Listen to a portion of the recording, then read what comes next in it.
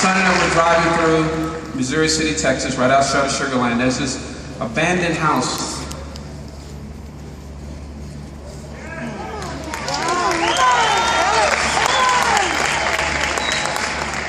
There's this abandoned house, boarded up, on the corner, one story. And my son says, Dad, we got to do something. And the minute he said that, Dave, there was a sign in the yard. The grass was about 3 feet high, and the sign was faded out, and it said for sale or for rent. You could tell the sign had been there for a long time. And my son said, Dad, you need to call that number. I said, we don't have any money. He said, Dad, we got to do something. You got to call. So I had a few minutes left on my cell phone. I called this number, ended up speaking with a lady who lived in Maryland. I told her my story and how we had lost everything, how we become homeless, we didn't have any money, and she began to cry with me. And she says, I don't know what I'm going to do with that house. It's completely uninhabitable. The cabinets are falling off the wall. It's infested. It's got mold issues. There's no carpet in it. If you go in there, you'll probably die. She says, but there's something about you. There's something about you. And if it will help your family get out of that U-Haul and get out of the streets, I will let you live in that house rent-free. All I want you to do is just fix it up when you get some money. God is good. And I said, okay. And I kept praying. And it was like things were just coming into place. I get this call from Mr. Holton Buggs on one of my old cell phones. You've got to get over to my house. I've got something amazing I got to show you. If you choose to participate, it's going to change your life. And my son, who was really sick, had heard the conversation, wanted to go over with me to Holton Buggs' house, but we had a problem. We had no car. So we ended up scrounging to one of the old sofas, found $10 for the loose change, went next door to a neighbor's house we did not know, and asked her if we could borrow her car. And through God, she said yes. We ended up driving to Mr. Holton Early's house, driving the 3 gates, and I told my son, one of these days we're going to live like this again because you deserve it. I don't know how, but it's going to happen. I give you my word. So we get up to their house, we go in, and Holton's hugging us, and he's talking about this coffee thing, and I'm not really feeling it, because I'm not a coffee drinker, but my son who was there had on his hoodie, was real sick, and he was drinking it. And Holton, Early called him. He had to go away for a second. He lifted his head up, he says, Dad, I need to talk to you. I said, sure. He says, I can tell that you're not interested in this coffee business. You're not going to do it. I said, you're right. And he says, Dad, I need to give you 3 reasons. He was 22 at the time. I've got to give you 3 reasons. Now he's sick, very sick. He says, I want to give you 3 reasons why we got to do this. He says, number 1, Dad, you guys don't understand what kind of product we have, but I'm about to help you out. He says, Dad, you don't understand. He says, there's something in this coffee. Don't know what it is.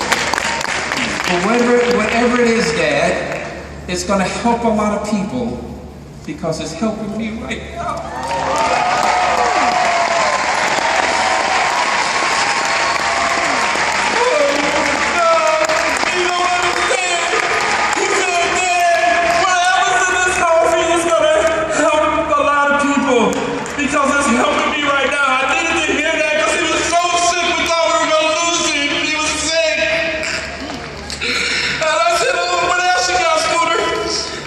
Scooter.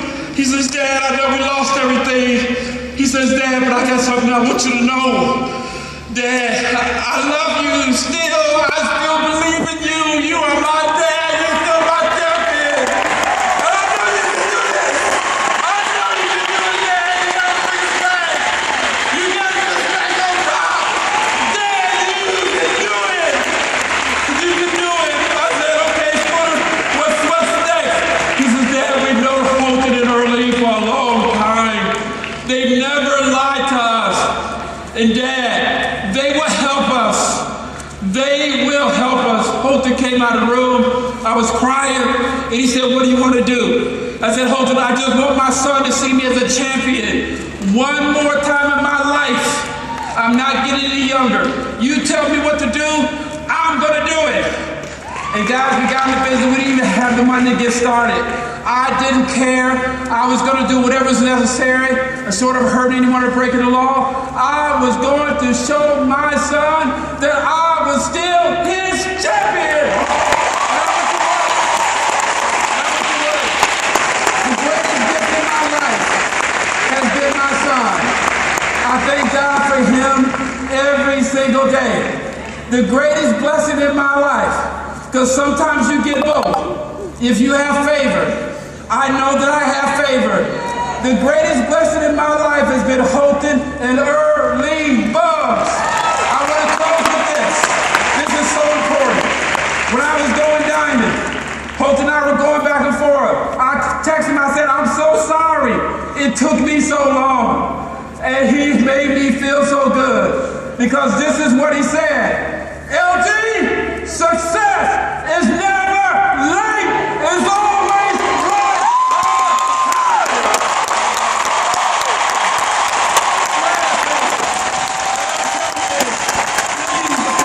on time.